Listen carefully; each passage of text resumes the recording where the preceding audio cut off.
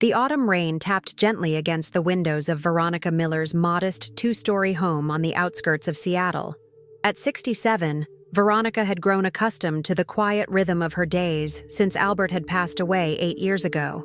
The soft ticking of the grandfather clock in the hallway kept her company as she prepared a cup of chamomile tea, her weathered hands moving with practiced precision. The shrill ring of the telephone sliced through the tranquility. Veronica flinched, nearly dropping her favorite porcelain cup. She wasn't expecting any calls, especially not at 7:30 in the evening. "Hello?" she answered, tucking a strand of silver hair behind her ear. "Mom, it's Philip." Her younger son's voice came through with an unusual edge of urgency. As a commercial pilot constantly traversing the globe, Philip rarely called unless it was scheduled in advance. "I need to ask you something, and it might sound strange." Veronica settled into her armchair, concern creeping into her voice. "What is it, dear? Is Catherine there? Right now? At your house?" Veronica glanced toward the ceiling. "Yes, she came over with Luke about an hour ago. Richard had some late meeting at the architectural firm. She's upstairs giving Luke a bath before bedtime." She paused. "Why do you ask?" The line went silent for a moment. When Philip spoke again, his voice had dropped to almost a whisper. "Because I'm looking at Catherine right now, Mom. She just boarded my flight to Paris. I'm in Chicago and she's walking down the aisle of my plane." Veronica's heart skipped a beat. "That's impossible," she said, her fingers tightening around the phone. "I just spoke with her in the kitchen 20 minutes ago. She made Luke a sandwich and—" The sound of footsteps on the stairs interrupted her. Veronica turned to see Catherine descending, her chestnut hair damp from the shower, wearing one of the guest robes. "Philip, hold on," Veronica murmured into the receiver. "Catherine?" she called out. Catherine looked up with a smile that didn't quite reach her eyes. "Yes, Veronica? Is everything all right? Luke's finally settled down with his storybook." Veronica stared at her daughter-in-law, trying to reconcile the impossibility of what Philip was telling her. It's Philip on the phone," she said slowly, watching Catherine's reaction carefully. A flicker of something. Alarm? Concern? Crossed Catherine's face before her expression smoothed into polite interest. "Oh? How nice. Tell him I said hello." Veronica returned to the phone. "Philip, she's right here in front of me." "Mom." Philip's voice was tight with confusion. "I'm looking directly at her. She's in seat 14A reading a magazine. She hasn't seen me yet." "That's not possible," Veronica whispered, turning away from Catherine. "There must be some mistake." "Ask her something specific," Philip suggested. "Something only Catherine would know." Veronica cleared her throat. "Catherine, dear, Richard mentioned you might be changing the venue for Luke's birthday party next month." Catherine nodded, leaning against the doorframe. "Yes. We decided the aquarium would be better than the park. Luke's been obsessed with seahorses lately." Her answer came smoothly, without hesitation. "She knows about the aquarium plans," Veronica reported back to Philip. "Mom, the woman on this plane is wearing Catherine's sapphire pendant, the one Richard gave her for their 10th anniversary. I can see it clearly." Veronica glanced at Catherine's neck. The same pendant hung there, catching the light as she moved. "She's wearing it here too," Veronica said, her voice barely audible. A chill ran down Veronica's spine as Catherine smiled at her again. But this time, Veronica noticed something she'd never observed before. Catherine was holding her coffee mug with her left hand. In all the years Veronica had known her, Catherine had always been right-handed. "Philip, I need to go," Veronica said, her mouth suddenly dry. "Call me when you land." "Mom, what's going on?" Philip asked, his voice rising with concern. "I don't know," Veronica admitted, her gaze fixed on the stranger wearing her daughter-in-law's face. "But I intend to find out." Over the next 3 days, Veronica observed Catherine with newfound scrutiny. The differences were subtle, but unmistakable once she began looking for them. This Catherine wore her hair slightly differently, parted on the opposite side. She drank her coffee black, while the Catherine Veronica had known for 13 years always added cream and 2 sugars. Most tellingly, her interactions with 6-year-old Luke fluctuated wildly, sometimes affectionate and maternal, other times distant and awkward. as if she weren't quite sure how to behave with him. On Tuesday evening, Veronica sat at her kitchen table, compiling a list of discrepancies she'd noticed. The sound of Richard's car pulling into the driveway made her quickly fold the paper and slip it into her pocket. Her older son entered with a weary smile, his architectural blueprints tucked under his arm. "Hi, Mom," he said, bending to kiss her cheek. At 43, Richard had Albert's height and steady presence, though flecks of gray were beginning to pepper his dark hair. "Where are Catherine and Luke?"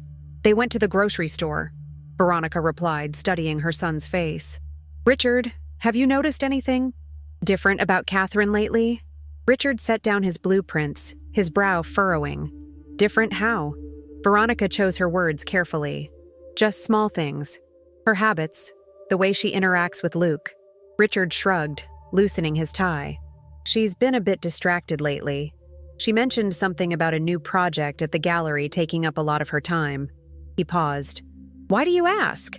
Before Veronica could respond, the front door opened and Catherine entered with Luke bouncing excitedly beside her, grocery bags in their arms. "Daddy!" Luke exclaimed, abandoning the bags to launch himself at Richard. "We got ice cream, and Mom let me pick out the flavor all by myself." Richard laughed, lifting his son into a hug. "Did she now? That's new." Catherine smiled, but Veronica caught the flash of uncertainty in her eyes at Richard's comment. "I thought he deserved a treat.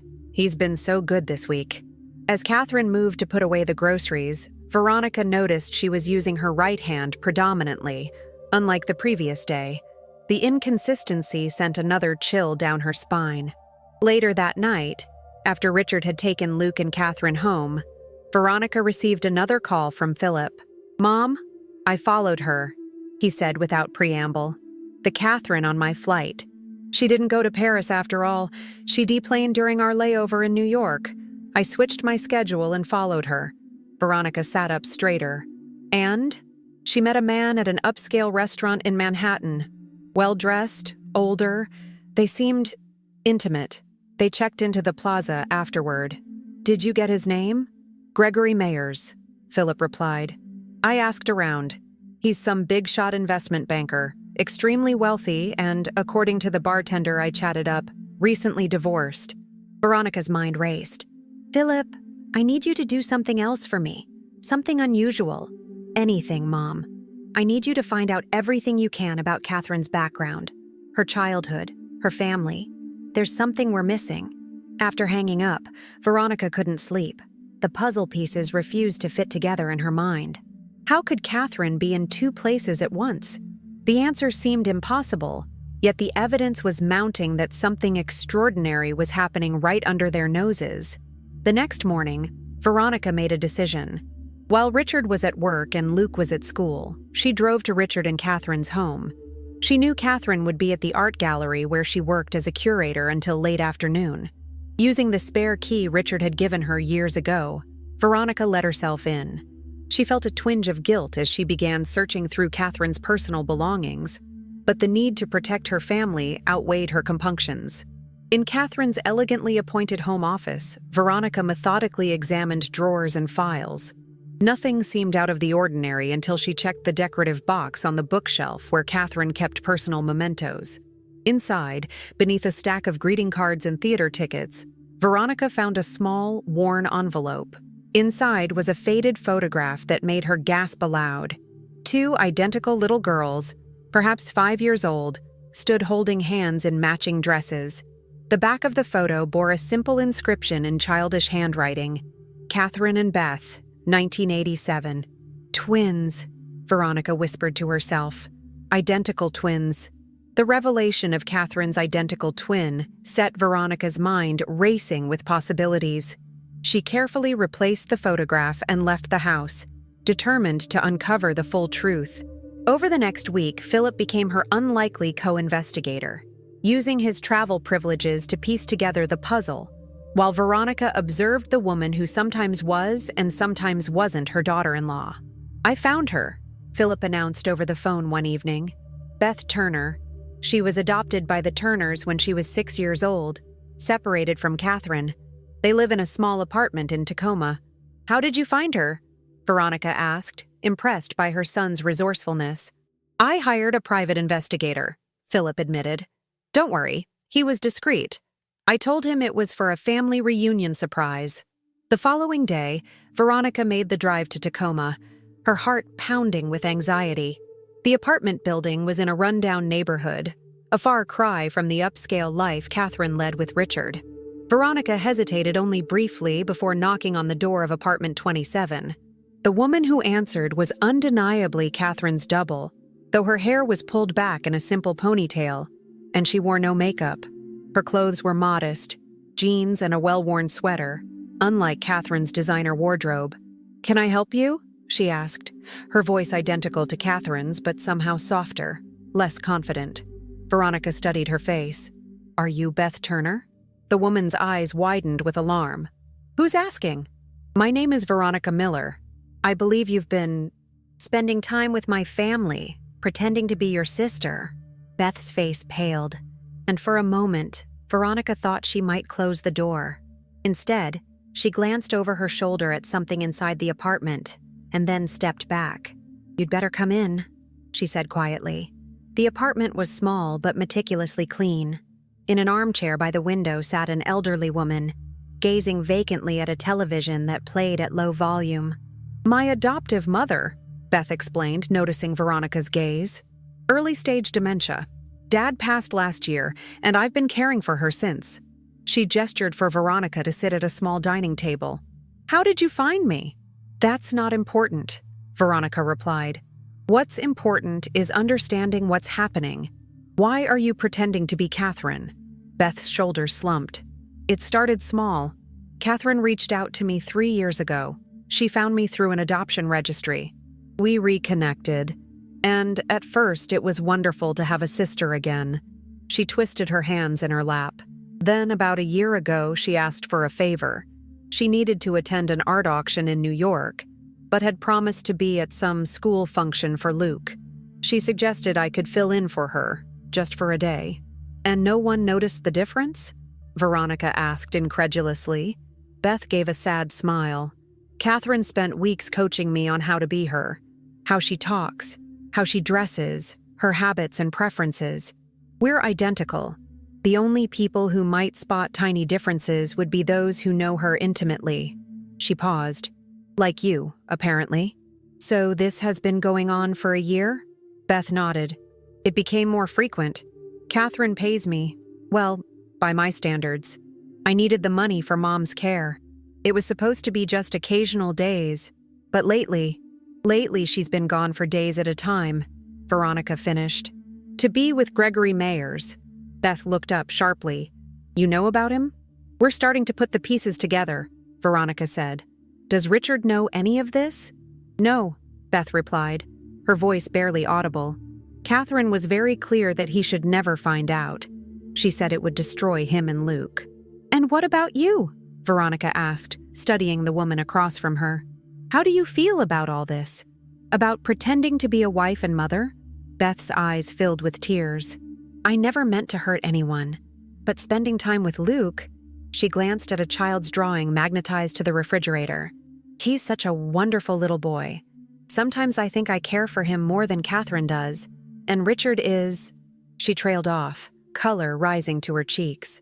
Veronica saw something in Beth's expression that concerned her even more than the deception, a genuine affection for her son and grandson that went beyond the boundaries of the arrangement. "This can't continue," Veronica said firmly. "You must see that." Beth nodded, wiping away a tear. "I know. But Catherine has made it clear that if I stop, the money stops. And without that money, I can't keep Mom in this apartment, can't afford her medication." Veronica reached across the table and took Beth's hand. "There are other solutions that don't involve lying to my family." As Veronica drove home, her mind was made up. The deception had gone on long enough. It was time for the truth to come to light, no matter how painful the consequences might be. The opportunity came sooner than Veronica anticipated. 2 days later, Philip called with news that Catherine, the real Catherine, had boarded another flight to New York. "She'll be gone at least through the weekend," he reported. Gregory Mayers reserved a suite at the Plaza for 3 nights. Veronica took a deep breath. Then it's time. Can you come home? I'm already on my way, Philip assured her. My flight lands at SeaTac tomorrow morning. That evening, Veronica invited Richard and Catherine to dinner, insisting it would be lovely to have a family meal. Luke was having a sleepover at a friend's house, which suited Veronica's purposes perfectly. As she prepared the roast chicken, Richard's favorite since childhood, Veronica battled waves of anxiety. What she was about to do would change her family forever. Yet the alternative, allowing the deception to continue, was unthinkable. Richard arrived first, bringing a bottle of wine and his warm smile. "Catherine's running late," he explained. "Some issue at the gallery. She'll be here soon." Veronica nodded, setting the table for 4. Richard noticed the extra place setting. "Are we expecting someone else?" "Philip's joining us," Veronica replied, avoiding her son's questioning gaze. Before Richard could inquire further, the doorbell rang. It was Beth, perfectly styled as Catherine, wearing an elegant black dress and the sapphire pendant. Seeing her in the harsh light of truth, Veronica wondered how she hadn't noticed the differences sooner. "Sorry I'm late," Beth said, kissing Richard's cheek with practiced ease. Her eyes darted nervously to Veronica, who had not mentioned Philip's return. Dinner proceeded with tense small talk. Beth played her role flawlessly, inquiring about Richard's latest project and sharing anecdotes about the gallery. Richard, oblivious to the undercurrents, seemed to enjoy the evening, though he occasionally glanced at his watch. "Philip's flight must be delayed," he commented as Veronica served dessert. As if on cue, the front door opened, and Philip walked in. He was not alone. Behind him stood another woman, identical to the one sitting beside Richard at the table. She froze in the doorway, her face draining of color as she locked eyes with her twin. "What is this?" Richard asked, his fork clattering onto his plate as he looked back and forth between the two identical women. The real Catherine recovered first, her shock transforming into cold fury. "What are you doing here?" she demanded of Beth. "You were supposed to be at the house." Beth stood, trembling. "I'm sorry, Catherine. Mrs. Miller figured it out." Richard rose slowly from his chair, disbelief etched across his face. "Would someone please explain what's happening?" Veronica stepped forward. "Richard, this is Beth Turner, Catherine's identical twin sister. For the past year, they've been trading places so that Catherine could spend time with her lover in New York." The silence that followed was deafening.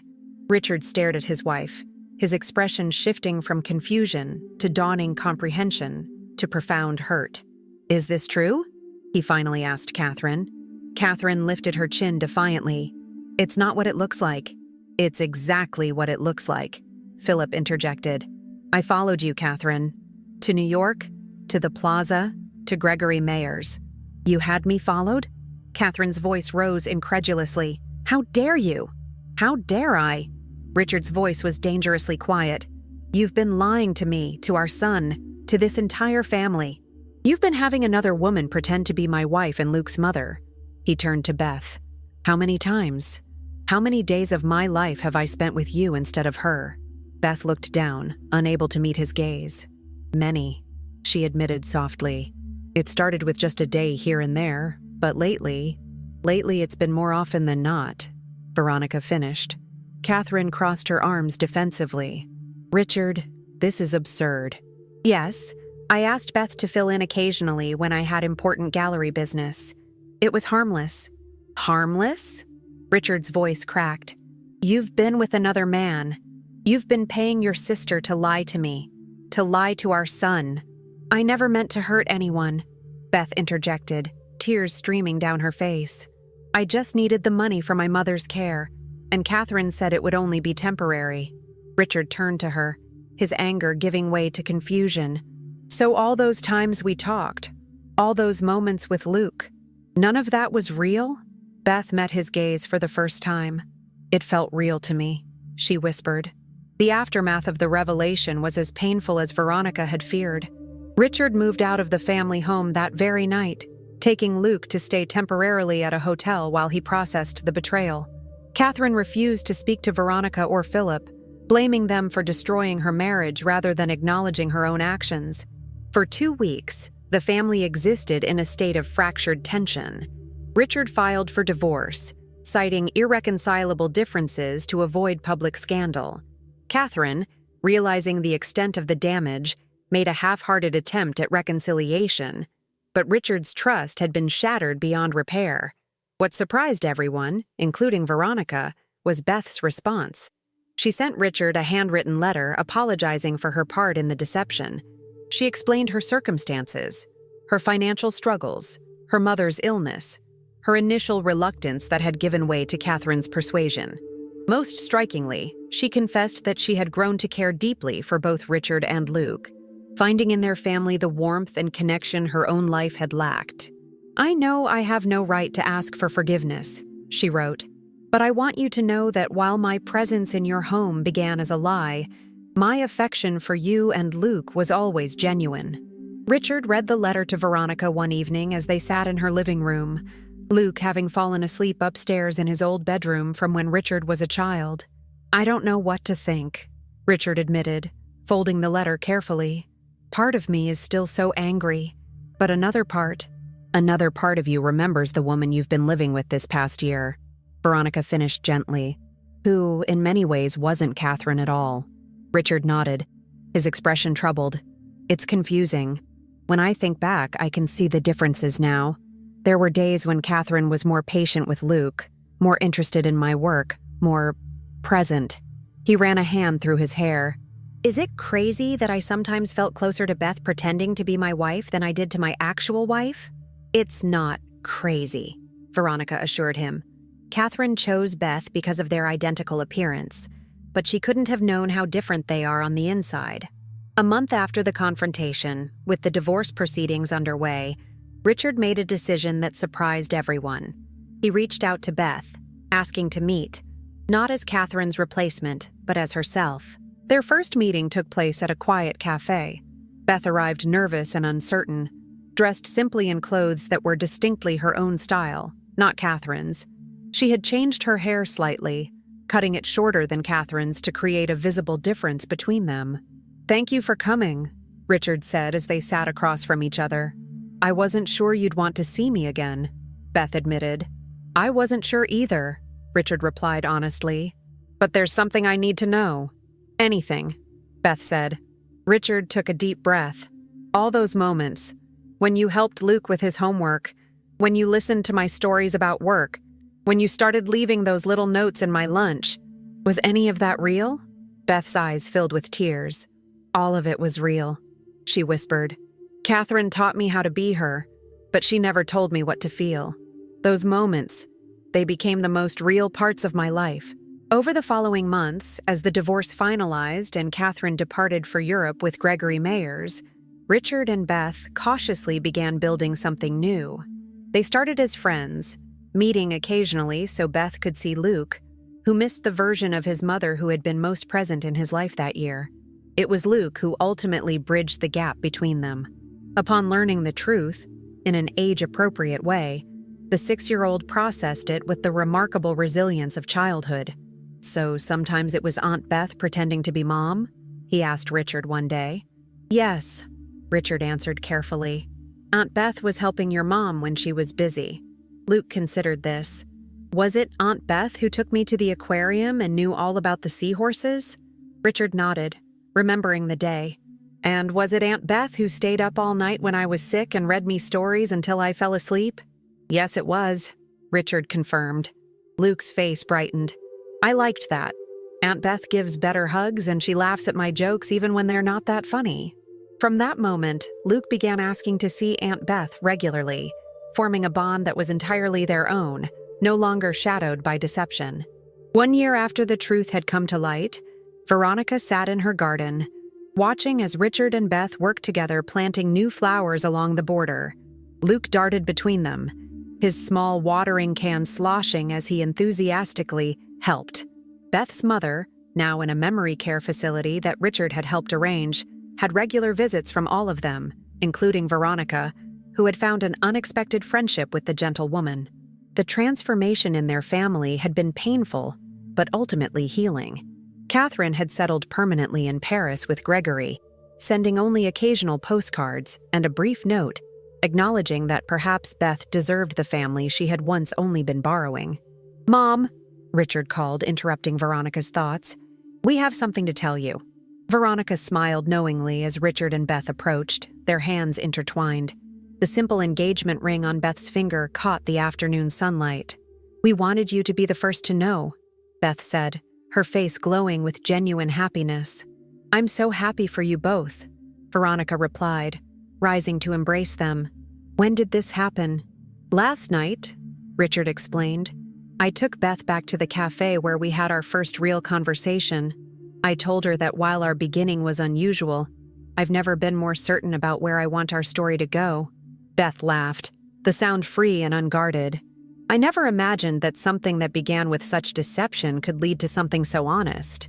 Later that evening, as the newly engaged couple left with a sleepy Luke between them, Philip helped Veronica clear away the remains of their celebratory dinner. "It's strange how things work out," Philip remarked. "A year ago, we were uncovering a lie that we thought would destroy the family. Now look at them." Veronica nodded, watching through the window as Richard lifted Luke into the car, then turned to help Beth with her jacket, his gesture protective and tender. "The deception didn't create their love," she observed. "It just created the circumstances that allowed them to find each other. The love itself is entirely their own." As the car pulled away, Veronica reflected on how life's most painful moments sometimes cleared the path for unexpected joy. The family that would soon be officially formed, Richard, Beth, and Luke, was built not on the perfect illusion Catherine had orchestrated, but on the authentic connection that had flourished despite it. In the end, it wasn't about who could most convincingly play a role, but who could most genuinely live it. Beth had stepped into Catherine's life as an imposter, but had ultimately found her own place, not as Catherine's double, but as herself, loved not for who she pretended to be, but for who she truly was. If you enjoyed this emotional journey through family, identity, and authentic love, please subscribe to the channel, hit the like button, and share your thoughts in the comments below. Your support helps bring more of these captivating stories to life. Until next time, remember that sometimes the most beautiful truths emerge from the most convincing lies.